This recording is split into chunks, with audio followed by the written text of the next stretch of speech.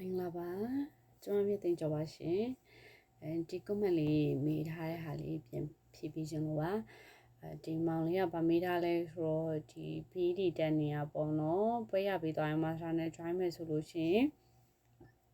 ဘယ်လိုမေးကြနဲ့အဆင်ပြေလဲဆိုပြီးတော့ဘယ်လိုမေးကြ join ရမလဲဆိုပြီးတော့မေးထားတာပေါ့နော်အဲ့တော့master ကကြတော့မေဂျာရဲ့အရင်အများကြီးမရှိဘူးပေါ့နော်ဥမာတချို့ကျောင်းတွေမှာဆိုရင်2မျိုး3မျိုးရှိရချို့ကျောင်းတွေဆိုရင်လည်းများတယ်ပေါ့နော်အဲ့လိုမျိုးရှိရဆိုတော့ကိုတက်ချင်တဲ့မေဂျာကကိုအဓိကတော့ဗာမေဂျာကိုကဘယ်ဘက်ကိုသွားချင်တာလဲအဲ့မေဂျာရဲ့ဘယ်ကျောင်းမှာရှိလဲဆိုတာမျိုးတစ်ချက်စုံစမ်းရမှာပေါ့ကိုကဟိုတယ်ပိုင်းနဲ့ပတ်သက်တဲ့ဟာသွားချင်တာလားဒါမှမဟုတ်တချို့တွေကကြတော့လေဒီကိုရီးယားစာကိုအခြေခံရှိထားပြီးသားလူတွေကကြကိုရီးယားစာကိုပြန်တင်တဲ့အပိုင်းနေလဲသွားကြရရှိရပေါ့နော်အဲ့တော့ကိုရီးယားစာကိုဒီပြန်တင်မှုအတွက်အဲ့မေဂျာကိုယူတဲ့ဟာရှိတယ်တချို့ကြလဲဟိုတယ်ပိုင်းနဲ့ပတ်သက်ပြီးတော့သွားကြရဲတချို့ကြလဲဒီ ID ဘိုင်းနဲ့ပတ်သက်တဲ့ဟာကြီးသွားကြရဲနောက်တစ်ခုကကြတော့ဒီအခုလက်ရှိကျမတို့ဆိုလို့ရှိရင်เนาะဒီ management mind နဲ့ပတ်သက်တဲ့ဟာကြီးတက်နေရရှိရပေါ့เนาะအဲ့လိုမျိုးဟာကြီးရှိရဖြစ်တဲ့အတွက်ကြောင့်မို့လို့ဘလို့ major join မလဲဆိုတော့အရင်ဆုံးလေအဲ့ major join မှုအတွက်လက်ရှိအခုလောလောဆယ်ပေါ့เนาะပြင်ဆင်ထားရရင်တော့ပိုကောင်းတယ်ပေါ့ဥမာကိုရီးယားစာပြင်ဆင်ထားတာမျိုးဘယ်ကျောင်းကနေပြီးတော့ဘယ်မီဂျာကြီးကောင်းနေဆိုတဲ့ဟာမျိုးလေးလေ့လာထားတာမျိုးကပိုကောင်းတယ်ပေါ့နော်အတိအကျဘယ်ဟာကြီးရွေးပါလို့ဆိုတာတဲ့တစ်နှစ်နဲ့တစ်နှစ်ကျောင်းနေရလဲမတူပေါ့နော်ဒီ batch မှာကဒီမီဂျာကိုခေါ်တယ်နောက် batch မှာဒီမီဂျာကိုမခေါ်ဘူးဆိုတဲ့ဟာလေးလည်းရှိရအဲ့လိုမျိုးဟာကြီးရှိရတဲ့အတွက်ကြောင့်နောက်ပြီးတော့ကျတော့ဒီအခွင့်အရေးတွေကဒီလိုမျိုးကျောင်းသားတွေအများကြီးလာတာဆိုတာဟာသိလာတဲ့အတွက်ကြောင့်အခုနောက်ပိုင်းမှာဘာဖြစ်လာလဲဆိုကျောင်းအသစ်တွေကလည်းပေါ်လာတယ်ပေါ့နော်အဲ့တော့ဒီမောင်လေးကျောင်းပြီးတဲ့အချိန်မှာအဲ့ဒီရဲ့အခြေအနေကဘယ်လိုဖြစ်နေဦးမလဲမသိဘူးဒီကြပိုကောင်းတဲ့မေဂျာရှိပေါ်ရင်လည်းပေါ်နေနိုင်တယ်ပြီးတော့ကိုနဲ့အခုလက်ရှိမှာအဲ့မေဂျာမရှိပြီမဲ့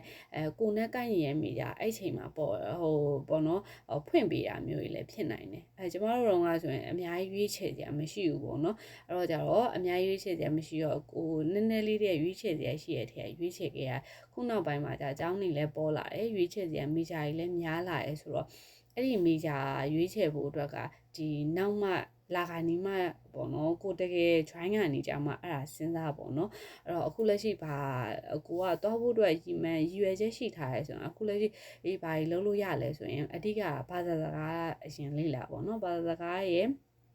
စကားပြောနိုင်အောင်ရ topic level တွေအမြင့်ဆုံးရနိုင်အောင်ခုကလေးကလောက်ထားလို့ရတယ်နောက်ပြီးတော့ကျတော့ service စာရင်းလေးစုထားပေါ့နော်အဲ့ဒါကြီးလုပ်ပြီးပြီဆိုတော့မှကျောင်း app ပြီးကျောင်းလျှောက်တော့မယ်ဆိုတော့agency app ပြီးတော့ကျောင်းလျှောက်တော့မယ်ဆိုတော့မှကိုတက်ချင်တဲ့ major တွေကဘယ် major ကြီးဖြစ်နိုင်မလဲဘယ်ကျောင်းတွေကဘယ် major ကြီးလျှောက်လို့ရနိုင်လဲဆိုတဲ့ဟာကိုအဲ့ကြောင့်မှပြန်ပြီးတော့စဉ်းစားစီချင်ပါတယ်အဲ့တော့အခုလက်ရှိကတော့ကိုရီးယားစာကိုကိုရီးယားစာကိုလေးစပြီးတော့လေ့လာပေါ့နော် topic တွေကိုလည်းရနိုင်တယ်လို့ဖြေပါ level 1 2ရရင် level 1 2ဖြေတာ3 4ရရင်3 4 5 6ရရင်5 6အဲ့ဒါတွေကရလေကောင်းလေပဲအဲ့တော့ဒါကြောင့်အဲ့ဒါလေးပြင်ဆင်ပါနောက်တစ်ခုကကြာစာရေးစာတန်းနေအရေးကြီးပါတယ်စာရေးစာတန်းလေးပြင်ဆင်ပါအိမ်နောက်စုစရာထဲမှာမိခိုးတွေများနေလားဒါမှမဟုတ်အိမ်နောက်စုစရာထဲမှာလူအရန်များနေလားပြီးလို့ရှိရင်ဒီပေါ့နော်ဘယ်လိုပြောရမလဲအိမ်နောက်စုစရာထဲမှာအမှင်နေပါနေလားเนาะနောက်တစ်ခုကတော့ကျတော့ကိုယ့်ရဲ့မိဘတွေကအဆုံးလင်းရှိသေးရဲ့ဆိုလို့ရှိရင်လည်းမိဘတွေရဲ့မှတ်ပုံနေရှိမရှိပေါ့နော်နောက်မရှိသေးရင်လည်းလှုပ်ထားရမယ်ပေါ့တကယ်လို့ကိုယ့်ရဲ့မိဘတွေအုပ်ထိန်းသူတွေကတယောက်မရှိဘူးဆိုလို့ရှိရင်တေဆုံးမထားရဲဆိုလို့ရှိရင်တေစင်းနေပါလိုအပ်ပါတယ်အဲ့ဒါပြီးရဲဆိုလို့ရှိရင်ကိုယ့်ရဲ့အဲ့လိုမျိုးအခြေအနေဆိုလို့ရှိရင်မွေးစင်းမှာလိုအပ်တယ်ပေါ့နော်အဲ့လိုမျိုးအခြေအနေရှိရဖြစ်တဲ့အတွက်ကြောင့်မို့လို့ကိုယ်စပြီးတော့လုံးမယ်ဆိုရင်အခုကတည်းကမှအဲ့ဒါလေးစပြီးတော့ ready ပြင်ထားမယ်ဆိုရင်တကယ်ကြောင်းပြီးသွားလို့ကိုလျှောက်တော့ချိန်မှာအဲ့ဒါတွေက ready ဖြစ်နေရဆိုတော့ကိုမြင်သွားလို့ရတယ်အခုအဲ့ဒါတွေမလုပ်ထားဘဲနဲ့ဆိုရင်ကျောင်းပြီးတော့မှအဲ့ဒါကြီးစပြီးတော့လုံနေအောင်မယ်ဆိုရင်တွားဖို့အတွက်ကအချိန်တစ်ခေါက်ထပ်ကြာအောင်မယ်ပေါ့နော်အဲ့တော့အခုမှလက်ရှိကတည်းကမှကိုရီးယားဘာသာစကားရဲ့စာတန်းနေရဲ့တည်တည်ချာချာပြင်ဆင်ထားပါလို့အဲ့ဒါကိုအရင်အကြံပေးချင်ပါတယ်ကျေးဇူးအများကြီးတင်ပါတယ်ရှင်